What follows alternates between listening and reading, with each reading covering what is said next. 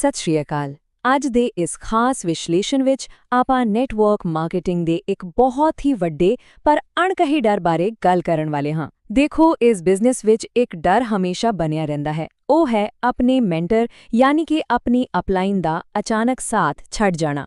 ਅੱਜ ਆਪਾਂ ਸਰੋਤ ਸਮੱਗਰੀ ਦੇ ਆਧਾਰ ਤੇ ਇਸੇ ਅਪਲਾਈਨ ਪੈਰਾਡੌਕਸ ਦੀ ਡੂੰਘਾਈ ਵਿੱਚ ਜਾਵਾਂਗੇ ਅਤੇ ਸਮਝਾਂਗੇ ਕਿ ਕਿਵੇਂ ਜਿਸ ਚੀਜ਼ ਨੂੰ ਆਪਾਂ ਆਪਣੀ ਸਭ ਤੋਂ ਵੱਡੀ ਕਮਜ਼ੋਰੀ ਮੰਨਦੇ ਹਾਂ, ਅਸਲ ਵਿੱਚ ਉਹੀ ਸਾਡੀ ਸਭ ਤੋਂ ਵੱਡੀ ਤਾਕਤ ਬਣ ਸਕਦੀ ਹੈ। ਹੁਣ ਸਵਾਲ ਇਹ ਉੱਠਦਾ ਹੈ ਕਿ ਜਦੋਂ ਅਚਾਨਕ ਤੁਹਾਡੀ ਅਪਲਾਈਨ ਹੀ ਬਿਜ਼ਨਸ ਛੱਡ ਦੇਵੇ ਤਾਂ ਫਿਰ ਕੀ ਹੁੰਦਾ ਹੈ? ਸੁਣਨ ਨੂੰ ਇਹ ਸਵਾਲ ਬੜਾ ਸਿੱਧਾ ਜਿਹਾ ਲੱਗਦਾ ਹੈ, ਪਰ ਯਕੀਨ ਮੰਨੋ ਇਸ ਦਾ ਜਵਾਬ ਬਹੁਤ ਡੂੰਘਾ ਹੈ।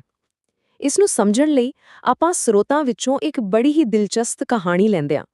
ਇੱਕ ਨੌਜਵਾਨ ਲੜਕੇ ਦੀ ਕਹਾਣੀ ਜਿਸ ਨੇ ਅੱਖਾਂ ਵਿੱਚ ਬਹੁਤ ਵੱਡੇ-ਵੱਡੇ ਸੁਪਨੇ ਲੈ ਕੇ ਇਸ ਬਿਜ਼ਨਸ ਵਿੱਚ ਕਦਮ ਰੱਖਿਆ ਸੀ। ਅੰਦਰ ਪੂਰਾ ਜੋਸ਼ ਸੀ, ਮੰਜ਼ਿਲ ਨੂੰ ਪਾਉਣ ਦੀ ਅੱਗ ਸੀ। ਇੱਕ ਤਰ੍ਹਾਂ ਨਾਲ ਇਹ ਉਸਦੇ ਹੀਰੋ ਬਣਨ ਦੇ ਸਫ਼ਰ ਦੀ ਸ਼ੁਰੂਆਤ ਸੀ। ਪਰ ਜਿਵੇਂ ਹਰ ਫਿਲਮ ਵਿੱਚ ਇੱਕ ਟਵਿਸਟ ਆਉਂਦਾ ਹੈ, ਇਸ ਕਹਾਣੀ ਵਿੱਚ ਵੀ ਇੱਕ ਵੱਡਾ ਝਟਕਾ ਲੱਗਣ ਵਾਲਾ ਸੀ। ਜੇ ਆਪਾਂ ਉਸ ਲੜਕੇ ਦੇ ਸਫ਼ਰ ਨੂੰ ਦੇਖੀਏ ਤਾਂ ਇਹ ਮੁੱਖ ਤੌਰ ਤੇ 4 ਹਿੱਸਿਆਂ ਵਿੱਚ ਵੰਡਿਆ ਹੋਇਆ ਸੀ। ਪਹਿਲਾ ਕਦਮ ਸੀ ਬਹੁਤ ਵੱਡੇ ਸੁਪਨੇ। ਦੂਜਾ ਕਦਮ ਸੀ ਇੱਕ ਬਿਲਕੁਲ ਸ਼ਾਨਦਾਰ ਸ਼ੁਰੂਆਤ, ਮਤਲਬ ਮੀਟਿੰਗਾਂ ਹੋ ਰਹੀਆਂ ਨੇ, ਮੋਟੀਵੇਸ਼ਨ ਪੂਰੀ ਹੈ, ਸਭ ਕੁਝ ਮੱਖਣ ਵਾਂਗ ਚੱਲ ਰਿਹਾ ਸੀ। ਪਰ ਫਿਰ ਤੀਜਾ ਕਦਮ ਆਇਆ, ਬਿਲਕੁਲ ਅਣਕਿਆਸਿਆ ਝਟਕਾ। ਉਸਦੀ ਅਪਲਾਈਨ ਨੇ ਅਚਾਨਕ ਕੰਮ ਛੱਡ ਦਿੱਤਾ ਅਤੇ ਇਸ ਦਾ ਨਤੀਜਾ ਕੀ ਨਿਕਲਿਆ? ਚੌਥਾ ਕਦਮ, ਉਸਦਾ ਆਤਮ ਵਿਸ਼ਵਾਸ ਬੁਰੀ ਤਰ੍ਹਾਂ ਨਾਲ ਧੜਮ ਕਰਕੇ ਹੇਠਾਂ ਡਿੱਗ ਪਿਆ। ਜ਼ਰਾ ਸੋਚੋ, ਅਚਾਨਕ ਕੋਈ ਰਾਹ ਦਿਖਾਉਣ ਵਾਲਾ ਨਹੀਂ ਰਿਹਾ। ਉਹ ਮੋਟੀਵੇਸ਼ਨ ਵਾਲੀਆਂ ਕਾਲਾਂ ਰਾਤੋਂ-ਰਾਤ ਬੰਦ ਹੋ ਗਈਆਂ ਅਤੇ ਚਾਰੇ ਪਾਸੇ ਸਿਰਫ ਨਿਰਾਸ਼ਾ ਹੀ ਨਿਰਾਸ਼ਾ ਰਹਿ ਗਈ।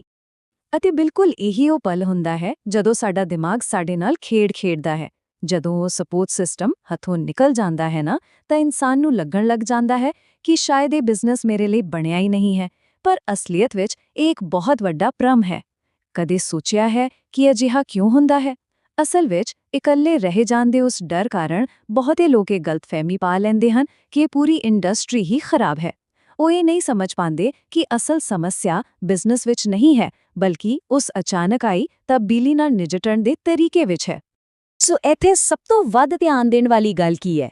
ਉਹ ਇਹ ਹੈ ਕਿ ਨਿਰਾਸ਼ਾ ਦਾ ਉਹ ਪਲ ਜਦੋਂ ਲੱਗਦਾ ਹੈ ਕਿ ਸਭ ਕੁਝ ਖਤਮ ਹੋ ਗਿਆ, ਅਸਲ ਵਿੱਚ ਉਹੀ ਇੱਕ ਟਰਨਿੰਗ ਪੁਆਇੰਟ ਹੁੰਦਾ ਹੈ। ਸਾਡੀ ਸਰੋਤ ਸਮੱਗਰੀ ਇਹ ਗੱਲ ਬਿਲਕੁਲ ਸਾਫ਼ ਕਰਦੀ ਹੈ ਕਿ ਕਿਸੇ ਵੀ ਨੈਟਵਰਕਰ ਦਾ ਅਸਲ ਸਫ਼ਰ ਤਾਂ ਸ਼ੁਰੂ ਹੀ ਉਦੋਂ ਹੁੰਦਾ ਹੈ ਜਦੋਂ ਬਾਹਰੀ ਸਪੋਰਟ ਜ਼ੀਰੋ ਹੋ ਜਾਂਦੀ ਹੈ। ਜਦੋਂ ਕੋਈ ਉਂਗਲ ਫੜ ਕੇ ਤੋੜਨ ਵਾਲਾ ਨਹੀਂ ਹੁੰਦਾ, ਉਦੋਂ ਹੀ ਇਨਸਾਨ ਅੰਦਰਲੀ ਸੱਚੀ ਆਤਮ ਨਿਰਭਰਤਾ ਜਾਗਦੀ ਹੈ। ਉਸ ਲੜਕੇ ਨੇ ਵੀ ਇਹੀ ਕਮਾਲ ਦਾ ਫੈਸਲਾ ਕੀਤਾ ਕਿ ਜੇ ਕੋਈ ਸਿਖਾਉਣ ਵਾਲਾ ਨਹੀਂ ਬਚਿਆ ਤਾਂ ਕੋਈ ਗੱਲ ਨਹੀਂ, ਮੈਂ ਖੁਦ ਸਿਖਾਂਗਾ। ਇਹ ਦੂਜਿਆਂ ਤੇ ਨਿਰਭਰਤਾ ਛੱਡ ਕੇ ਆਪਣੀ ਅੰਦਰੂਨੀ ਤਾਕਤ ਪਛਾਣਨ ਵੱਲ ਇੱਕ ਬਹੁਤ ਵੱਡਾ ਕਦਮ ਸੀ। ਖੈਰ, ਆਓ ਦੇਖਦੇ ਹਾਂ ਕਿ ਉਸਨੇ ਇਹ ਬਦਲਾਅ ਲਿਆਂਦਾ ਕਿਵੇਂ। ਬਿਨਾਂ ਕਿਸੇ ਲੀਡਰ ਜਾਂ ਗਾਈਡ ਦੇ ਉਸਨੇ ਖੁਦ ਨੂੰ ਐਜੂਕੇਟ ਕਰਨ ਦਾ ਰਸਤਾ ਚੁਣਿਆ। ਉਸਨੇ ਕੀ ਕੀਤਾ? YouTube ਤੇ ਵੀਡੀਓਜ਼ ਦੇਖਣੀਆਂ ਸ਼ੁਰੂ ਕੀਤੀਆਂ, ਇੰਡਸਟਰੀ ਨੂੰ ਡੂੰਘਾਈ ਨਾਲ ਸਮਝਣ ਲਈ ਕਿਤਾਬਾਂ ਪੜ੍ਹੀਆਂ ਅਤੇ ਸਭ ਤੋਂ ਜ਼ਰੂਰੀ ਕੰਮ, ਉਸਨੇ ਹੋਰ ਸਫਲ ਲੀਡਰਾਂ ਨੂੰ ਬਹੁਤ ਹੀ ਬਾਰੀਕੀ ਨਾਲ ਆਬਜ਼ਰਵ ਕਰਨਾ ਸ਼ੁਰੂ ਕਰ ਦਿੱਤਾ। ਹੁਣ ਦੇਖੋ, ਇਹ ਸਾਰੇ ਸਾਧਨ ਅੱਜਕੱਲ ਹਰ ਕਿਸੇ ਦੀ ਪਹੁੰਚ ਵਿੱਚ ਹਨ, ਹੈ ਨਾ? ਪਰ ਇਹਨਾਂ ਦੀ ਸਹੀ ਵਰਤੋਂ ਕਰਕੇ ਉਸਨੇ ਆਪਣੀ ਸੋਚ ਨੂੰ, ਆਪਣੇ ਮਾਈਂਡਸੈਟ ਨੂੰ ਪੂਰੀ ਤਰ੍ਹਾਂ ਨਾਲ ਬਦਲ ਕੇ ਰੱਖ ਦਿੱਤਾ।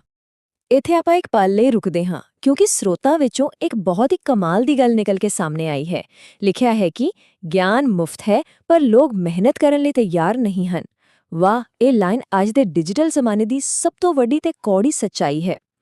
ਅੱਜ ਜਾਣਕਾਰੀ ਦੀ ਕੋਈ ਕਮੀ ਥੋੜੀ ਹੈ। ਦੁਨੀਆ ਭਰ ਦੇ ਸਵਾਲਾਂ ਦੇ ਜਵਾਬ ਸਾਡੇ ਹੱਥ ਵਿੱਚ ਫੜੇ ਫੋਨਾਂ ਦੇ ਅੰਦਰ ਪਏ ਹਨ।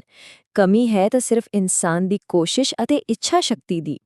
ਜਿਹੜਾ ਵੀ ਵਿਅਕਤੀ ਇਸ ਮਿਹਨਤ ਵਾਲੇ ਬੈਰੀਅਰ ਨੂੰ ਪਾਰ ਕਰ ਗਿਆ ਨਾ, ਸਮਝੋ ਉਸਨੇ ਖੁਦ ਨੂੰ ਬਾਕੀ ਭੀੜ ਨਾਲੋਂ ਵੱਖ ਕਰ ਲਿਆ। ਅਤੇ ਇਹੀ ਗੱਲ ਸਾਨੂੰ ਲੈ ਜਾਂਦੀ ਹੈ ਇਸ ਬਹੁਤ ਹੀ ਖਾਸ ਅੰਕੜੇ ਵੱਲ। ਨੰਬਰ 2, ਵਿਸ਼ਲੇਸ਼ਣ ਦੇ ਅਨੁਸਾਰ ਇਹ ਇੱਕ ਤਰ੍ਹਾਂ ਦਾ ਜਾਦੂਈ ਨੰਬਰ ਹੈ। ਕਹਿਣ ਦਾ ਮਤਲਬ ਇਹ ਹੈ ਕਿ ਜੇਕਰ ਕੋਈ ਵੀ ਇਨਸਾਨ ਰੋਜ਼ਾਨਾ ਬਿਨਾਂ ਨਾਗਾ ਸਿਰਫ 1 ਤੋਂ 2 ਘੰਟੇ, ਸਿਰਫ 2 ਘੰਟੇ ਖੁਦ ਨੂੰ ਬਿਹਤਰ ਬਣਾਉਣ, ਕੁਝ ਨਵਾਂ ਸਿੱਖਣ ਅਤੇ ਆਪਣੀ ਸਕਿੱਲਸ ਨੂੰ ਨਿਖਾਰਨ ਵਿੱਚ ਲਗਾਉਂਦਾ ਹੈ, ਤਾਂ ਉਸ ਨੂੰ ਇਸ ਬਿਜ਼ਨਸ ਵਿੱਚ ਰੋਕਣਾ ਲਗਭਗ ਅਸੰਭਵ ਹੋ ਜਾਂਦਾ ਹੈ। ਇਹ ਸਿਰਫ 2 ਘੰਟਿਆਂ ਦਾ ਨਿਵੇਸ਼ ਹੈ ਜੋ ਕਿਸੇ ਵੀ ਆਮ ਇਨਸਾਨ ਨੂੰ ਬਿਲਕੁਲ ਖਾਸ ਬਣਾ ਸਕਦਾ ਹੈ। ਹੁਣ ਆਉਂਦਾ ਹੈ ਇਸ ਪੂਰੇ ਵਿਸ਼ਲੇਸ਼ਣ ਦਾ ਸਭ ਤੋਂ ਵੱਡਾ ਨਿਚੋੜ। ਇੱਥੇ ਇੱਕ ਬਹੁਤ ਹੀ ਜ਼ਬਰਦਸਤ ਤੁਲਨਾ ਕੀਤੀ ਗਈ ਹੈ। ਦੇਖੋ, ਇਨਸਾਨ ਯਾਨੀ ਕਿ ਵਿਅਕਤੀ ਅਸਥਾਈ ਹੁੰਦੇ ਹਨ।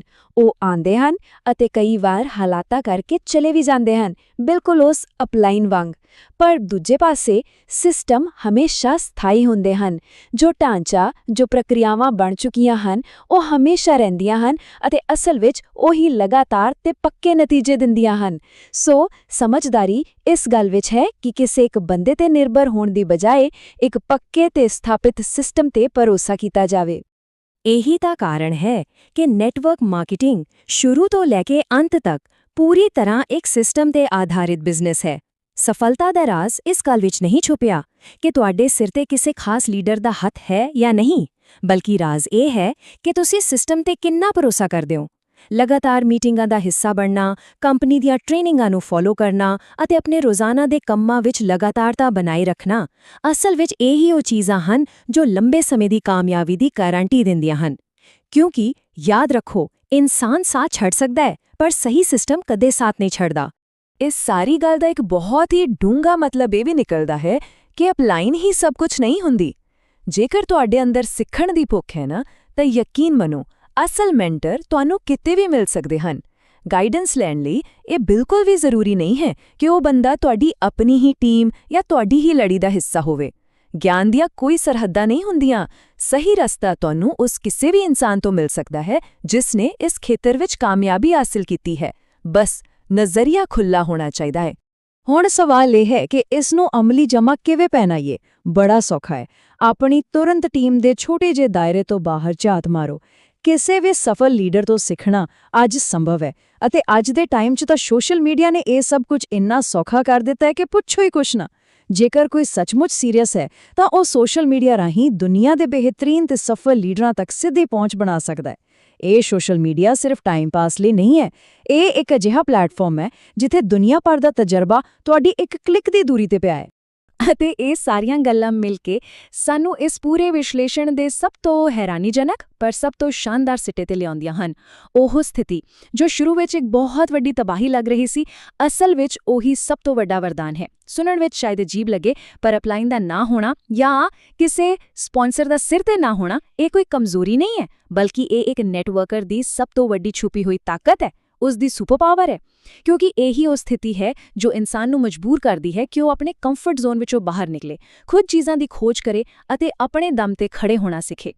ਹੁਣ ਇੱਕ ਬਹੁਤ ਹੀ ਕੌੜੀ ਸੱਚਾਈ ਦੀ ਗੱਲ ਕਰਦੇ ਹਾਂ। ਲੋਕ ਇਸ ਬਿਜ਼ਨਸ ਵਿੱਚ ਇਸ ਲਈ ਫੇਲ ਨਹੀਂ ਹੁੰਦੇ ਕਿ ਉਹਨਾਂ ਦੀ ਅਪਲਾਈਨ ਨੇ ਉਹਨਾਂ ਨੂੰ ਵਿਚਾਲੇ ਛੱਡ ਦਿੱਤਾ ਸੀ। ਬਿਲਕੁਲ ਨਹੀਂ। ਉਹ ਇਸ ਲਈ ਫੇਲ ਹੁੰਦੇ ਹਨ ਕਿਉਂਕਿ ਉਹ ਖੁਦ ਆਪਣੀ ਕਾਮਯਾਬੀ ਦੀ ਜ਼ਿੰਮੇਵਾਰੀ ਚੁੱਕਣ ਤੋਂ ਡਰਦੇ ਹਨ। ਦੇਖੋ, ਜਦੋਂ ਤੱਕ ਆਪਾਂ ਆਪਣੀਆਂ ਨਾਕਾਮੀਆਂ ਦਾ ਦੋਸ਼ ਦੂਜਿਆਂ ਦੇ ਸਿਰ ਮੜਦੇ ਰਵਾਂਗੇ, ਉਦੋਂ ਤੱਕ ਵਿਕਾਸ ਕਦੇ ਨਹੀਂ ਹੋ ਸਕਦਾ। ਅਸਫਲਤਾ ਦੀ ਅਸਲ ਜੜ ਹੈ ਆਪਣੀ ਜ਼ਿੰਮੇਵਾਰੀ ਤੋਂ ਭੱਜਣਾ। ਆਪਣੀ ਹਾਰ ਅਤੇ ਆਪਣੀ ਜਿੱਤ ਦੋਵਾਂ ਦੀ ਜ਼ਿੰਮੇਵਾਰੀ ਆਪਣੇ ਮੋਢਿਆਂ ਤੇ ਚੁੱਕਣਾ ਹੀ ਸਫਲਤਾ ਦਾ ਇੱਕੋ ਇੱਕ ਰਸਤਾ ਹੈ। ਹੋਰ ਕੋਈ ਸ਼ਾਰਟਕਟ ਨਹੀਂ ਹੈ। ਤਾਂ ਅਖੀਰ ਵਿੱਚ ਸਾਡਾ ਇਹ ਵਿਸ਼ਲੇਸ਼ਣ ਇੱਕ ਬਹੁਤ ਹੀ ਡੂੰਘੇ ਅਤੇ ਚੁਣੌਤੀਪੂਰਨ ਸਵਾਲ ਤੇ ਆ ਕੇ ਮੁੱਕਦਾ ਹੈ। ਅਤੇ ਇਹ ਸਵਾਲ ਸਾਨੂੰ ਸਾਰਿਆਂ ਨੂੰ ਖੁਦ ਨੂੰ ਪੁੱਛਣਾ ਚਾਹੀਦਾ ਹੈ ਕਿ ਆਪਾਂ ਸਾਰੀ ਉਮਰ ਸਿਰਫ ਇੱਕ ਫਾਲੋਵਰ ਯਾਨੀ ਪਿੱਛੇ ਚੱਲਣ ਵਾਲੇ ਬਣ ਕੇ ਰਹਿਣਾ ਹੈ ਜੋ ਹਮੇਸ਼ਾ ਕਿਸੇ ਹੋਰ ਦੇ ਸਹਾਰੇ ਦੀ ਉਡੀਕ ਕਰੇ, ਜਾਂ ਫਿਰ ਸਾਰੇ ਬਹਾਨਿਆਂ ਨੂੰ ਅੱਗ ਲਾ ਕੇ ਇੱਕ ਅਜਿਹਾ ਲੀਡਰ ਬਣ ਕੇ ਉੱਭਰਨਾ ਹੈ ਜੋ ਕੱਲ ਨੂੰ ਆਪਣੀ ਟੀਮ ਲਈ ਖੁਦ ਇੱਕ ਪ੍ਰੇਰਨਾ ਸਰੋਤ ਬਣੇ। ਚੋਣ ਬਿਲਕੁਲ ਸਾਫ਼ ਹੈ।